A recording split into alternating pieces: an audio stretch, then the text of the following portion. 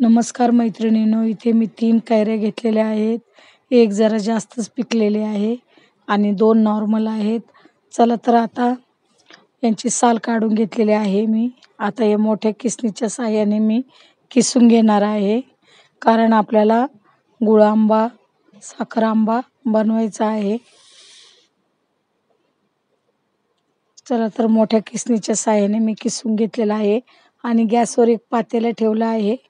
कारण पाणी उकळून फेकून द्यायचं आहे, म्हणजे आपल्याला गुळ आंबा आपला जास्त दिवस टिकेल. एकही थेंब पाण्याचा त्यामध्ये राहणार नाही आणि भांडं एकदम स्वच्छ हवं म्हणून मी पाणी उकळून घेत आहे. चला तर पाणी फेकून देऊया आपण ते उकळलेलं.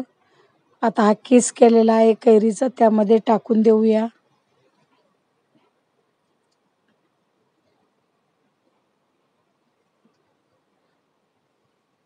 त्यामध्ये आपण 150 ग्रॅम गूळ टाकलेला आहे आणि 100 ग्रॅम साखर टाकलेली आहे. म्हणजे आपल्याला गुळ आंबा पण आणि साखर आंबा पण दोन्हीही बनवायचं आहे एकत्रच. आंबट गोड तिखट असा गुळ आंबा बनवणार आहे. चला तर आता आपण साखर आणि गूळ मिक्स करून घेऊया. गॅस बारीकच ठेवायचा आहे.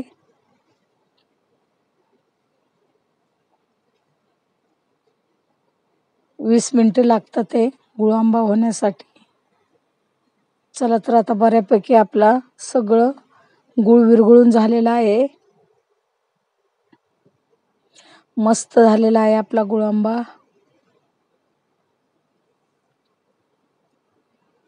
छान शिजत आलेला आहे. चला तर आता आपण त्यामध्ये 1 चमचा लाल तिखट टाकून देऊया.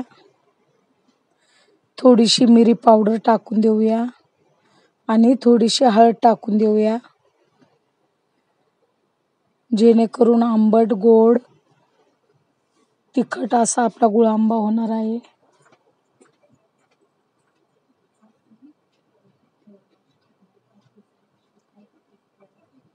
आपण काहीच पाणी वापरलं नाही इथे.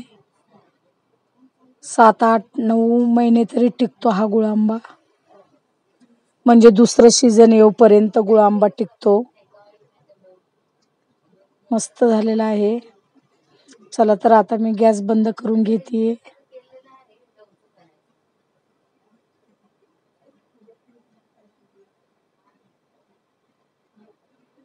पण हलवत राहायचं आहे आपल्याला, नाही तर खाली लागेल.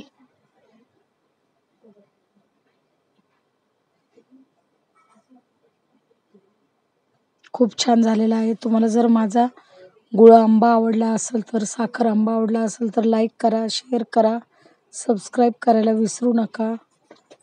आंबट तिखट गोड असा आपला साखर आंबा तयार झालेला आहे. चला तर भेटूया पुढच्या व्हिडिओमध्ये.